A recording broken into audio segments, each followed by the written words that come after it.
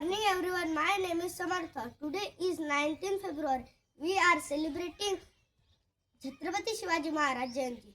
Chhatrapati Shivaji Maharaj was a brave king. He was born on 19th February 1630 at Shivneri Fort in Maharashtra. He founded the great Maratha Empire. He always believed in equality and justice. His army was strong and fearless. He died on 3rd April 1680. He will always be immortal in our hearts. Thank you.